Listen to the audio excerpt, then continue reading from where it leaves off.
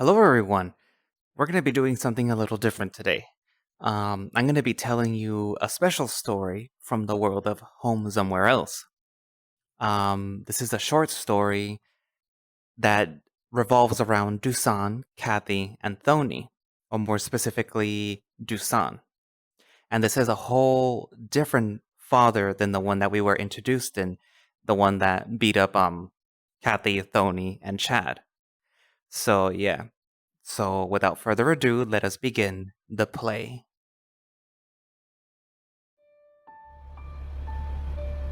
Dad, I'm scared. Scared? What are you scared of, Thony? The low rumbling of tires on concrete fills your ears as you drive down the usually busy street. You hear your son meow nervously behind you, seemingly anxious about tonight's performance. I don't want to go on stage anymore. Can I just stay home? His timid tone makes your heart sink ever so slightly.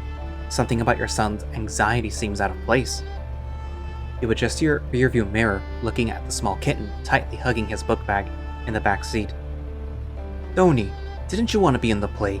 You said you were so happy practicing with your classmates and Miss Iglesias. The kitten shrugs his shoulders before looking towards you. I did, but what if they laugh at me? I don't want people to not like me. With a raised eyebrow, you slowly come to a stop at a red light. Not like you, but you're the funniest kindergartner in the world.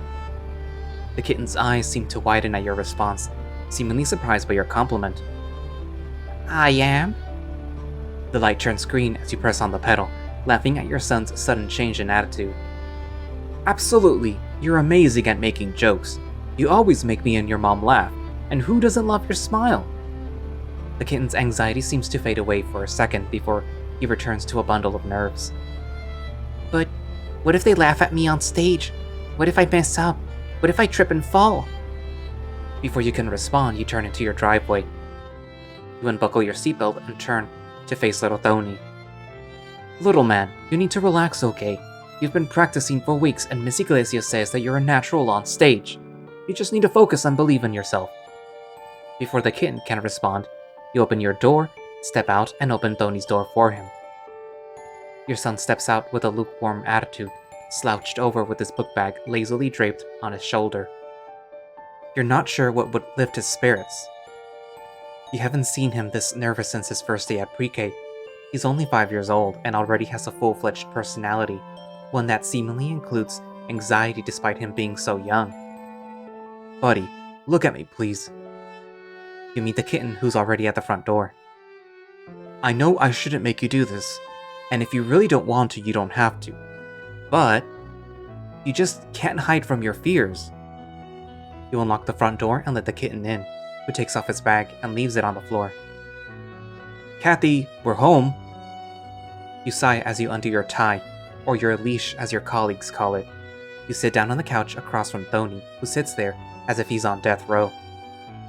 You wish you knew what to do to make your son feel better, but you don't know how to. Your mother would just force you into things, beating you if you declined to do as she said. As for your father, the last time you saw him was when he called you a failure on your 8th birthday, took the car and disappeared. I'll be right there, sweetheart. Is Thony getting ready for the play? You look at the small cat who wants to do nothing but sink deeper and deeper into the sofa. Mentally, maybe. Physically, no.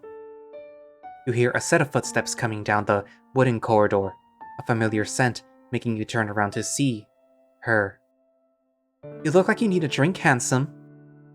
Your breath is stolen by a gorgeous woman in a red dress, her silky black hair hanging freely around your shoulders. Her creamy white fur is bathed in a disarmingly sweet perfume. Her icy blue eyes shine against her warm brown and black calico pattern. How was work? You seem rather relaxed. Kathy sits next to you on the couch, her thin index finger running down your chest. You lean in close and gaze into Kathy's hypnotic eyes before giving her a soft, gentle kiss. Absolutely beautiful. She returns the favor by pulling you closer to her for another. Ew! Mom! Dad! The moment is interrupted by Thony bursting out in disgust. You pay him no mind and give your wife another kiss before turning towards him. I hope you know that moments like these are the reason you exist. Kathy gives you a playful slap on the chest as Thony tilts his head in confusion. What does that mean? You chuckle heartily as you stretch an arm around Kathy. You'll know what I mean in 5 to 8 years tops. The small kitten shrugs before returning to sulking. Sweetheart, why aren't you in your costume? Your play starts in an hour. You don't want to be late, do you? Despite your silent pleas for the cat to stay by your side, Kathy gets off the couch and kneels down in front of the kitten. I don't want to be in the play anymore. A soft gasp erupts from your wife's mouth. But sweetie, you were so happy about performing last night. You said you're going to be the greatest tree ever. The comment makes the kitten slouch even more. Something happened that made him change his mind. It takes you only a second to connect the dots on a possible reason. I know, Mom, but I don't want to go on stage anymore. You get off the sofa and kneel next to Kathy, looking at Thony, who seems to be close to tearing up. Buddy, did someone tell you that you wouldn't do well in the play? The kitten's ears stand on end as he starts crying. Yeah? Bingo. A much louder gasp erupts from Kathy's mouth, her thin arms wrapping around your son. Oh, sweetheart, who would say such a thing? The kitten wraps his arms around Kathy's waist as he sobs into her blouse. You hug both of them, your massive arms wrapping them with real estate to spare. It was Devin from PE class. He said I was a terrible tree and that he would have been 1,000,000 times better than me. Thony's sobs intensify with each word. He said, everyone thinks I look stupid and they're going to make fun of me. Your heart sinks into a boiling stew of anger. That damn kid. You mean Devin Montez? His dad is Samuel Montez, right? You ask the kitten, who responds with a solid nod. Well, don't worry. I'm gonna have a real good talk with them. No one is going to bully my son, not while I'm still standing. You give a resounding pat on Thony's back, a small huff piercing the air. Kathy gives you a concerned look as Thony's crying begins to slow down. She leans in close to your ear, her soft voice as a whisper. Should we make him go anyway? He seems really beat up about all of this, and he says he doesn't want to. You frown as you scratch the back of your head. The idea of forcing your son to do something he doesn't want to do makes your skin crawl. As if on cue, the memories of your mom belting the fur off your back for disobedience sends an unrelenting chill up your spine. You can't pressure your own son into something he doesn't want to do. You'd never be so cold-hearted.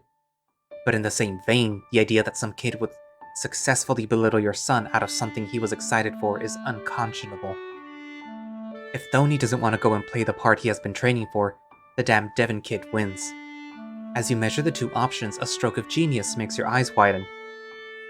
Thony, I want you to know that we love you so much, and that no matter what you decide, your mother and I will support you always. You open your line of dialogue with a reassuring message, hoping this will soothe your son's nerves. Kathy nods in agreement, her tender smile lifting Thony and your spirits. But I think doing the play is the best option for you. In an instant, Kathy's gaze is set on you. A raised eyebrow lets you know that she's not fully on board. Why do you say that? The kitten squeaks out in a sheepish tone. Deep down, you hope this doesn't make you seem like a monster. Well, 2 reasons. 1, if you don't play your part, who else will be the great tree? You're the only one capable of playing that character. Your friends and Miss Iglesias are waiting for you to bring the character to life. Once more, Kathy shoots you a confused look, but Thony seems to be somewhat receptive to your point. That's true. But what if I let them down, Dad? The kitten looks into your eyes, his cheeks wet with tears. Seeing your son crying like this rips your heart asunder, but you do your best to hide it. That's where reason 2 comes in. You need to prove Devin wrong. You strike a heroic pose, raising your fist in the air only to be met by confusion. Why? You look at Kathy for reassurance, and she provides it to you as she begins to speak. Isn't it obvious, sweetie? This Devin kid is jealous of how good you are. You snap your fingers excitedly. The plan may just work. Exactamundo! The reason he said all those things is because he wanted to be the tree. But since you're such an amazing actor, you got picked instead. But if you don't play the part, guess what? What? Then he wins. He successfully tricks you into not being in the play, and he can lie to everyone and say that he was right. Do you want that to happen? You and Kathy look at Thony as you finish your speech. He's seemingly pondering the situation at hand. It takes a few seconds for the kitten to come to a decision, but when he does, his face glows with excitement, his signature smile shining through his tears. Mom, Dad, you're right. I'm going to be the bestest tree ever. Thony jumps up from the couch and runs past the two of you into the corridor. The sound of a door slamming shut echoes down the hall. Your wife looks at you with a relieved smile. You shoot a wink before kissing her. She pulls away lovingly as she looks into your eyes. You feel an overwhelming sense of accomplishment, and maybe something else as well. How did I land a man as good as you? You chuckle before standing up, offering Kathy a helping hand. Easy. You looked my way. The woman chuckles playfully as she accepts the help, standing up and strutting to the kitchen. So, how about that drink, hot stuff? You follow behind her, admiring the view. You know I don't drink alcohol on weeknights, as tempting as it might be. She shakes her head with a smirk as she reaches into the top cupboard.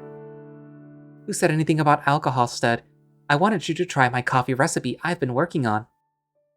You take a seat at the coffee counter, fawning over Kathy's sculptured back and voluptuous curves. I'll do anything you want me to, so long as there's dessert involved. Kathy turns away with a bag of coffee beans and that strange beaker thing. I can tell you're hungry by hunky line, and considering how well you handled the play situation, you and I are going to have ourselves an after party once Thony is in bed. You growl lustfully at the thought, a part of you wishing you and Kathy could just stay home while Thony performed. I've been meaning to ask, aren't you a little overdressed for a school play? Not that I mind one bit. Kathy gives you a quick wink as she opens the bag and reaches for the coffee grinder laying idly on the kitchen counter. I'm not dressed up just for the play. I'm dressed up for you, handsome. Your ears perk up at the thought. You really went all out for me? You look away, feeling your face turn unnaturally warm. Play or no play, I would have dressed the same way just for you. The slender woman seems rather flirty tonight.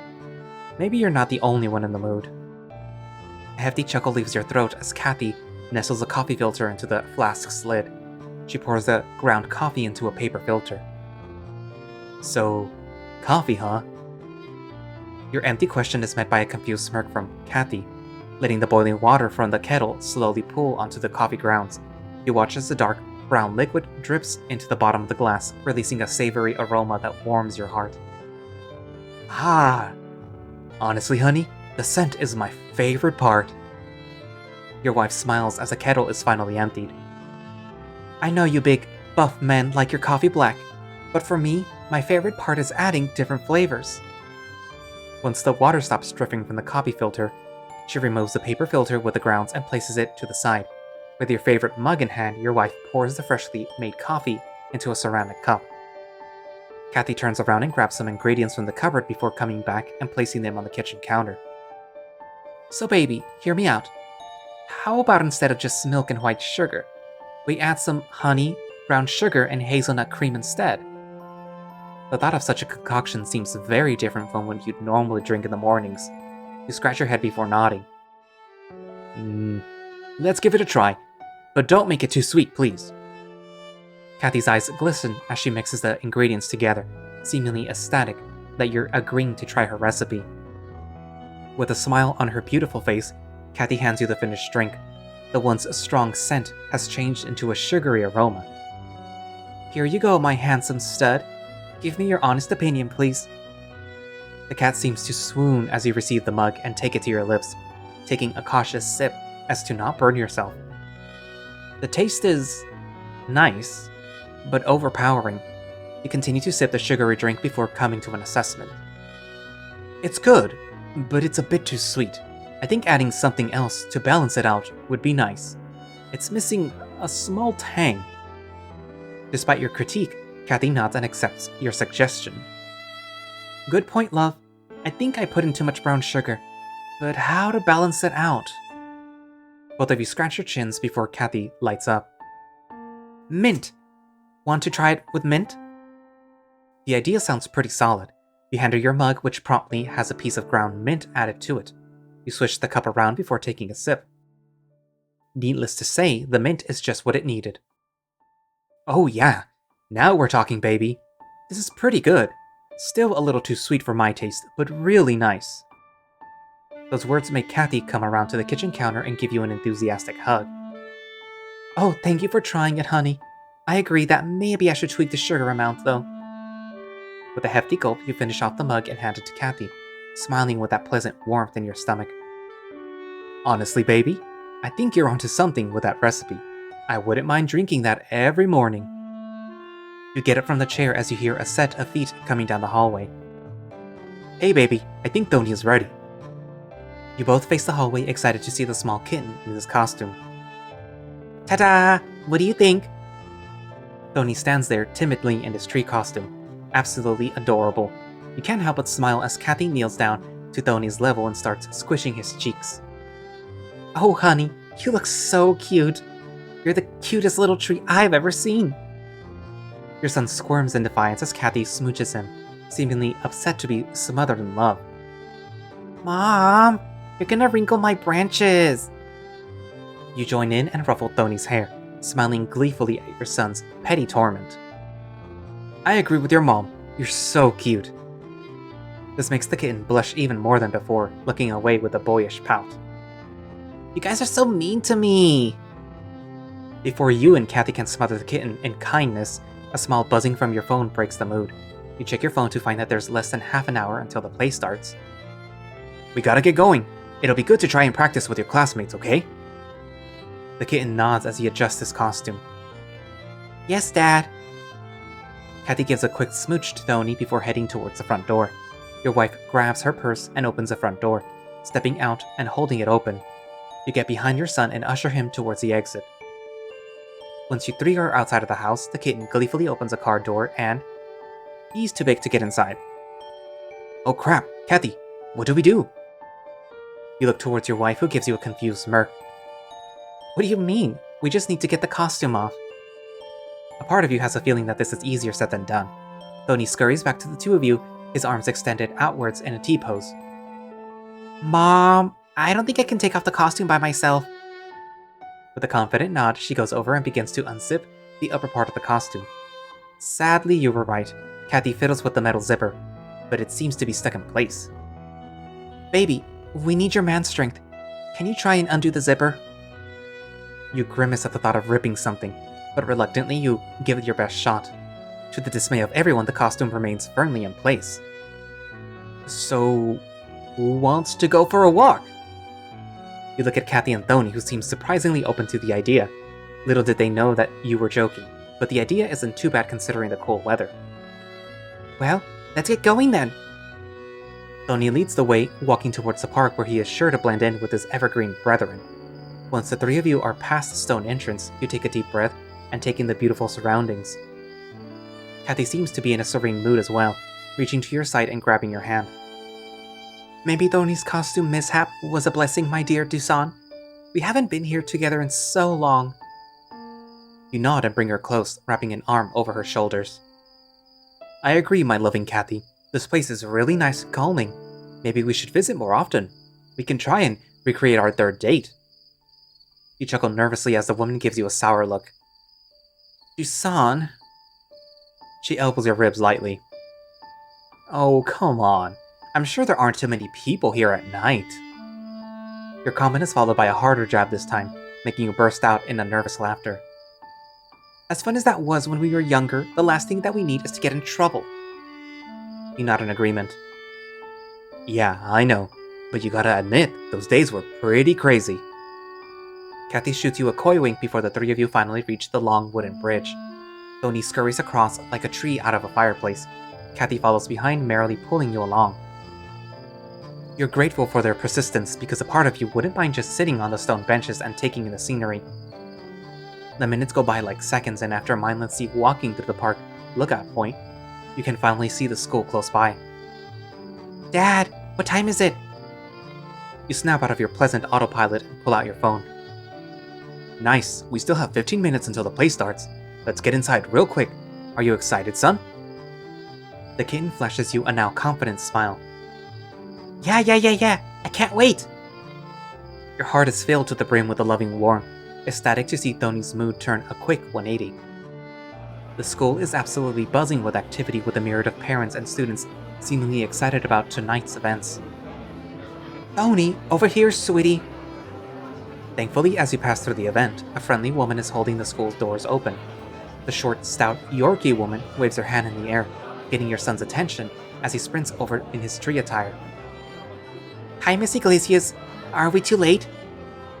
The woman laughs as she pats down Thony, removing the small creases in the fabric. Not at all. We're all waiting for you, and we have more than enough time to practice. As you arrive with Kathy by your side, Miss Iglesias seems to be in shock and awe at your presence. Heavens to Betsy's! You're a lot taller than I thought you'd be, Mr. Reyes.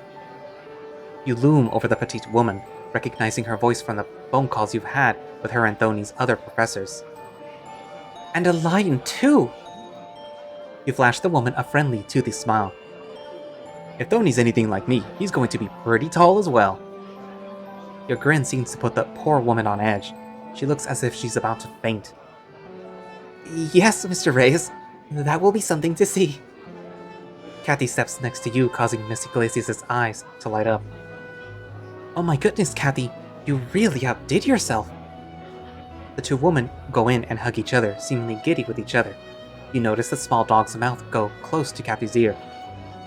Why didn't you tell me your husband was a lion? Despite her lowered pitch, your ears pick up every word, causing you to shake your head. Kathy pulls away, laughing at the short woman. Mary, I didn't tell you because I know how you get around big cats. The short woman seems to take offense at your wife's statement. What are you trying to say, Kathy? It's not like I discriminate against big cats. The woman pouts, looking away with her arms crossed. Sweetheart, aren't you really going to tell me such a bald-faced lie? We've been friends for 4 years, and not once have I seen you hang out with a larger feline. Not a panther, lion, or tiger. You kinda like Kathy when she's on the offensive. Nice to know that her fangs aren't just for show. That's so far from true. I get along with them just fine. Who? Name one big cat you get along with. As if on cue, a well-dressed older man walks up to the door and stands next to Miss Iglesias. Good evening, Mr. and Mrs. Reyes. Your ears perk up instantly. The sight of another lion makes your heart skip a beat. You smile and stick your arm out for a handshake. A pleasure to meet you, Mr. The man firmly receives your handshake and shakes it confidently. Mr. Lorenzo, and the pleasure is mine. Miss Iglesias, the children are wondering if they're going to do another rehearsal. Miss Iglesias smiles a coy grin as she looks at Kathy, her index finger pointing at Mr. Lorenzo's chest. See, I told ya, kitten. Your wife clicks her tongue while looking away, mildly defeated. You win this time. The lion shakes his head at the short woman. Tis. Miss Iglesias, has no one ever told you pointing at people is rude? Such poor manners, and from a professor no less. The color seems to drain from the Yorkie's face in a heartbeat, her face one of shock and confusion. Kathy's mouth is agape with a silent laugh. You just nod at the older man. Mr. Lorenzo, I thought we were friends. The Yorkie woman's feigned distraught leads to an uproarious laughter from you and the lion, the two of you synchronizing perfectly. A few seconds go by before you and Mr. Lorenzo return to your proper selves. Why, Miss Iglesias, is one verbal jab enough to make you question our relationship? The Yorkie turns to the lion with squinting eyes, a smirk plastered on her face. No, but you did so much damage with a few words. Here I was thinking you lions could be gentlemen. With that, Miss Iglesias seems to return to her chipper demeanor. With all of this out of the way, let's get going. We need to go practice, if you all will follow me. You all nod in agreement and follow the woman into the school. You walk past lockers, metal classroom doors, and admittedly cute student drawings. You check the time and see that you're a couple minutes over when the play should have started. Mr. Lorenzo, isn't the play supposed to start soon? We were told to be here by 7 p.m. The man nods before turning to you. It starts at 7:30, but I wanted to make sure that the actors would come early so that we could practice. You shrug your shoulders. Well, it worked. Thank you for planning ahead. Also, can you help Thony? His zipper got jammed and now I can't get him out of the costume. Once more, the man nods. There's something strangely familial about him. He feels more like a father or uncle than a random professor. Why, of course, Mr. Reyes. The three of you finally enter a massive room where one of the walls has been replaced by a massive curtain.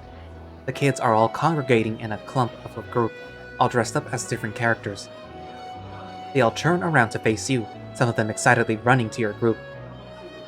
Hiya, Thony, we've been waiting for you. One of the kids yells out happily, approaching your son while dressed as an apple. Other kids wave a small packet of papers in the air. Thony follows suit and waves back at them. Before you go, Mr. Reyes, let me address this zipper situation. The kitten obliges and turns his back to the crouching lion. Mr. Lorenzo adjusts his glasses before fiddling with the metal. Zip. There we go. His shirt got caught in the zipper's path. The man stands back up, straightening his vest with his hands. You didn't even have enough time to finish your thoughts before he was finished. Whoa! Thank you, sir! Thony exclaims happily, finally free from his binds. I can finally pee! With that last statement, the kitten rushes off to the bathroom. With a starstruck smile on your face, you nod to the gracious man. Thank you, Mr. Lorenzo. Kathy and I couldn't have fixed the zipper without you. The elderly lion nods in return, a small smile on his dignified visage. Of course, Mr. Reyes. Will you and Miss Reyes be taking your seats soon? Kathy looks at him before shrugging her shoulders. We should probably let them practice their lines. Thony returns from the bathroom rather quickly, walking towards you and Kathy, smiling. Don't worry, Mom and Daddy. I have all my lines in my head. That familiar warmth fills your heart as you look at your son. We know, buddy. You're going to do great. You lean over and give him a hug. Kathy does the same but follows up with a kiss on his cheek. Mom! Not in front of my friends! The kitten pouts with a blushing visage. Kathy pays him no mind and kisses him one last time. You both exit the large room, leaving Thony in the care of Miss Iglesias and the esteemed Mr. Lorenzo. It takes a few minutes to find the auditorium's entrance, but once inside, you find it jam-packed with parents and students. Like a mirage in the distance, you see two chairs unoccupied.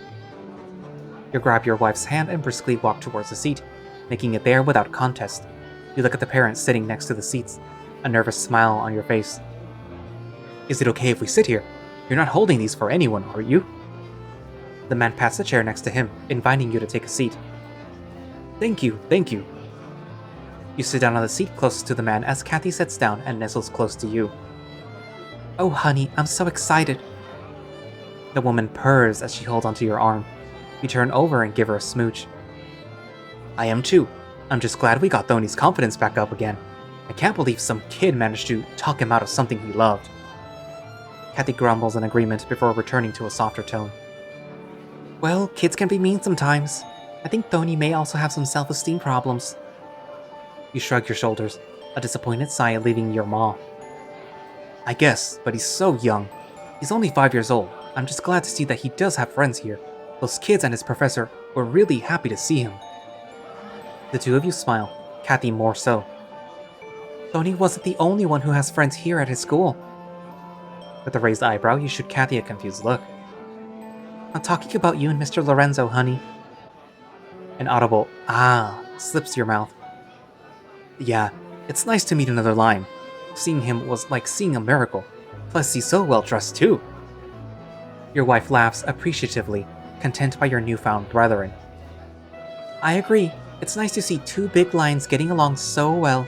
You guys are cut from the same cloth for sure. Us big cats need to stick together. Speaking of which, how is Miss Iglesias so damn specious? I haven't felt so prodded at in years. Kathy looks away, mildly embarrassed. Well, she's an old lady, so there's that, I guess. You look at the small cat with a concerned look. I get that, but you didn't even tell her I was a lion? She's been in our house multiple times, Kathy. Your tone is more inquisitive than incriminating, but it still makes her sink lower into her seat. I know, honey. I guess I just didn't want to scare her away. She's my friend, but you're my husband. I'm so sorry, my love. A part of you wonders if she's ashamed of you. How many people don't know that she's married to a lion? Although you feel a little hurt, you accept the apology at face value. It's okay, baby. You smile at the woman who hugs your arm tightly in response. Microphone static breaks the moment, gaining everyone's attention and directing it to the stage. The problematic Miss Iglesias takes the podium, clearing her throat before speaking into the microphone. Good evening, everyone. My name is Miss Iglesias, and my class has been practicing very hard for 3 weeks to present to you Farmer Robert's Adventure. Enjoy and thank you for coming. The auditorium fills with clapping as a curtain pulls back to reveal all the actors and the set. It's a cute, modest farm scene with students dressed up as crops and fruit. Standing the tallest amongst them is Thony, mainly because he's the only tree. Go Thony! You stand up and cheer as if you were in a football game. Kathy and many other parents join suit, clapping and cheering before the first line has even been spoken. Your wife reaches into her purse and pulls out a digital camera, waving at Thony before snapping a few photos. A cheerful tune plays over the stage as speakers, causing everyone to settle down and sit down once more. That's when you see him, a familiar lion wearing a straw hat, a plaid jacket, and denim overalls, with a thick southern drawl to boot. Oh my god, Mr. Lorenzo, no! Howdy, partners! We have a lot of work to do here at the farm, so let's giddy up!